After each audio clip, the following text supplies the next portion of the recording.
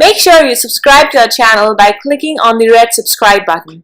And to never miss another lecture from Miracle, hit the bell icon to get regular updates on English literature.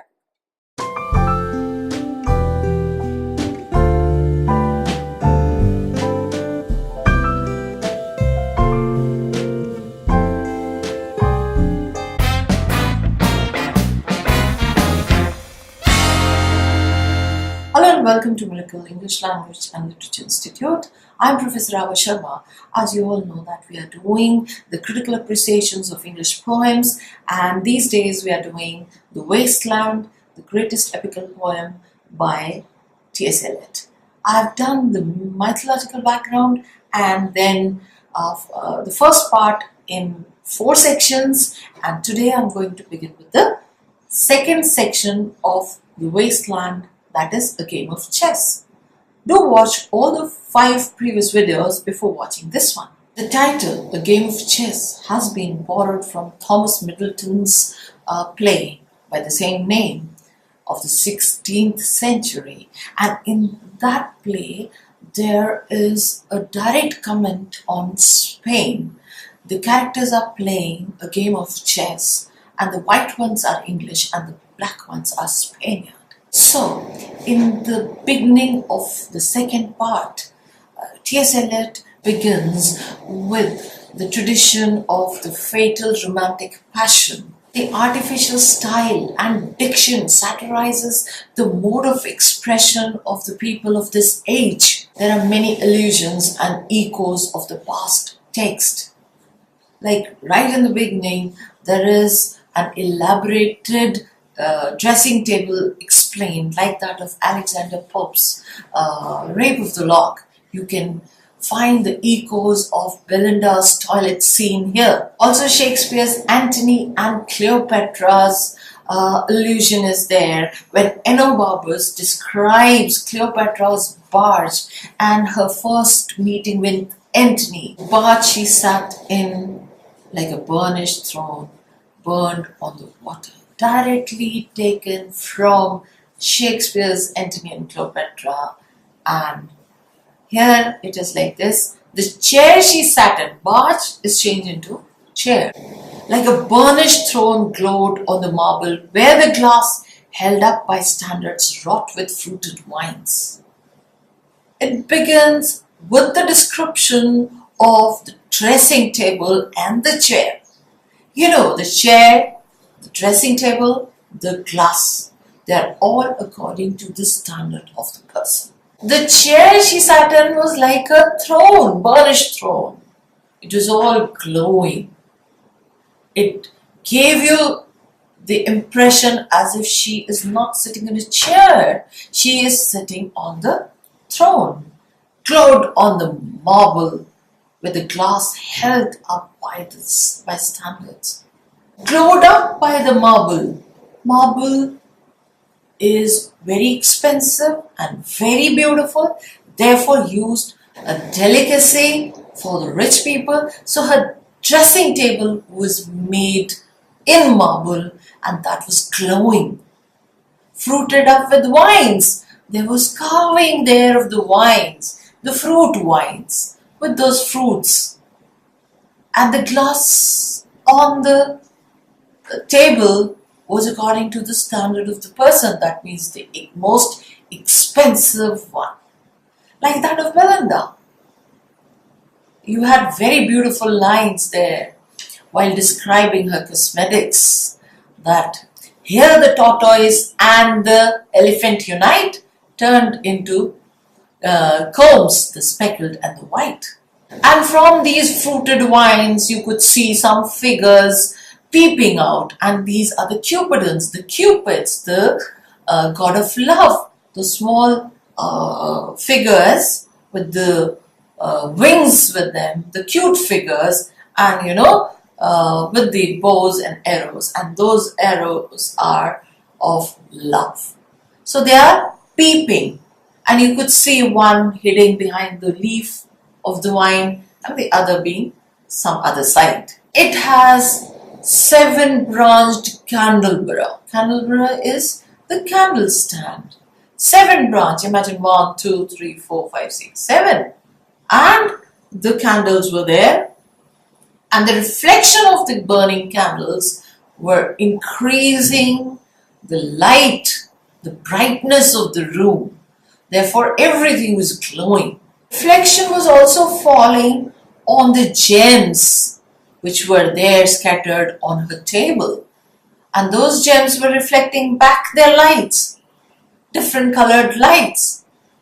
And the perfumes were kept under satin cases. You know, the more expensive the perfume is, the more beautiful the cover is, the bottle is. So there was a rich profusion of every cosmetic, and all the things of the world seemed to be collected there. Different fragrances, different odors were coming out of the cosmetics, and they were just glowing up, and they were making different designs on the ceiling, which was already so beautiful, carved and of different color. So you can well imagine the picturesque quality of these lines and the echoes of the past books, past text. Then he mentions a kind of rack over it, which was carved by dolphins and all, and that rack, that platform, had the memories of the past. As we in olden times used to keep all the photographs and the different showpieces on that rack, similarly, the things reflected the past because of the things kept there. And there was a window where the fresh breeze was coming from. And if you peep out of the window, you can visualize the scene of the Philomel singing. Philomel, nightingale. There's a myth behind Philomel, because in her past birth she was a female and she was abused or raped by her brother-in-law, but she could not tell anyone as her tongue was taken off, and by swinging on the leaves she was about to tell her sister about the rape, and when she was doing it, the brother-in-law saw her and she ran, and he ran after her, and the sister also ran. So while running, she echoed for help and she was changed into a nightingale. So since then, she's been singing songs full of love. That means she was deprived of true love. So the nightingale's voice is said to be her voice singing of love.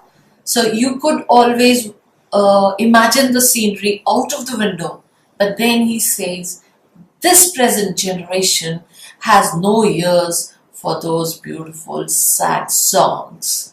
It is just jug to dirty ears. Today people do not consider it melodious, but they only think of this rape scene, that is the dirty ears. They have the dirty ears. They only see the bad thing coming out of them. Whatever the scene is described, he has not mentioned whose room is it or whose dressing table is it.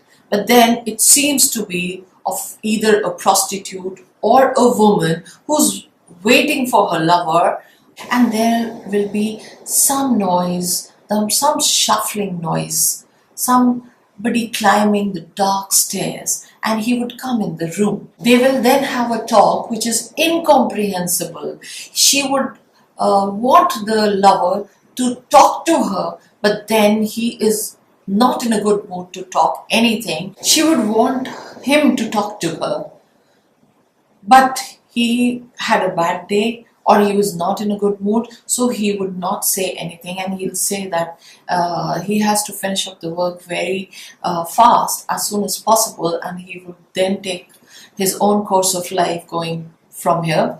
So they behave like savages, that is, the animal copulation is there, and there is no meaning in their sexual relationship. It is just as mechanical as the other things in the room. So, as I have already told you, that sex has lost its actual meaning and function. So same thing Eliot repeats in this poem again and again, because he witnesses the same in the modern contemporary society. So Eliot says that the man, after having his wish done, wants to return back, and the woman is frustrated, and she says that he doesn't speak anything. Why don't you speak anything? You speak nothing, nothing, nothing, nothing comes again and again. And this takes us to, again, another play of Shakespeare, King Lear, where this nothing, this reminiscent nothing is repeated several times when King inquires Cordelia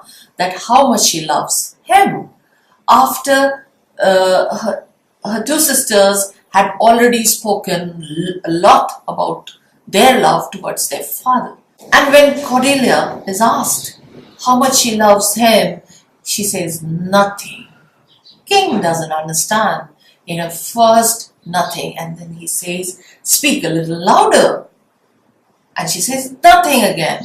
And he says, mend your speech a bit. And she says, I don't have to say anything. Then again she says nothing. And he says, nothing will come out of nothing. Then Cordelia reveals that she loves according to the bond a father and a daughter share. No more, no less. And half of her love will go with the husband she will be married to.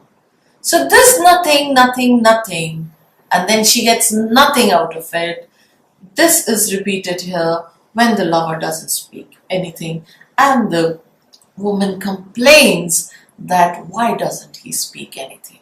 You speak nothing. The two important lines, I think we are in a rat's alley where the dead men lost their bones. Yes. We are in a rat's alley. We are in some kind of a race. We are always in a hurry. We have no time to relax. We have no time to enjoy anything which is given by nature to us.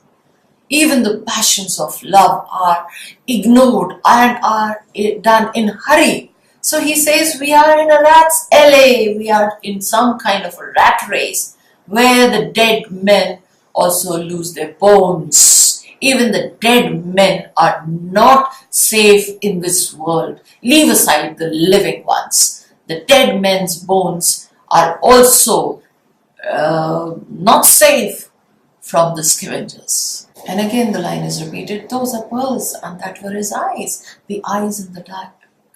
The man, when he's leaving the place in the dark, only the eyes glow. The relationship was illegal, so it could not come out in public or say in light. So, and they're talking to each other, they're trying to talk to each other, and then it reminds of the Shakespearean rag. That means the lines repeated again and again. Oh, it's so elegant. Oh, it's so beautiful, so intelligent. These lines do not have any meaning. Most of the time in the modern society, we also experience some lines which have no meaning, which have become so monotonous, and they are repeated again and again. When two people meet, how are you? Well, fine, thank you, you're looking so beautiful, you're so nice, this, that. These lines have lost their meanings in today's life. The same thing he's trying to explain, that when the lover leaves and whatever conversation they have, it doesn't contain any depth or meaning. It is just for the sake of speaking something to each other. So they are so indifferent to each other that they don't have any common thing to talk to. They are just involved in the physical relationship. Otherwise, they are strangers to each other. So I will finish up here, and we will do the next part of the second part of the game of chess in my next video. So until then, keep in touch. Until I post my next video, take care. Bye-bye.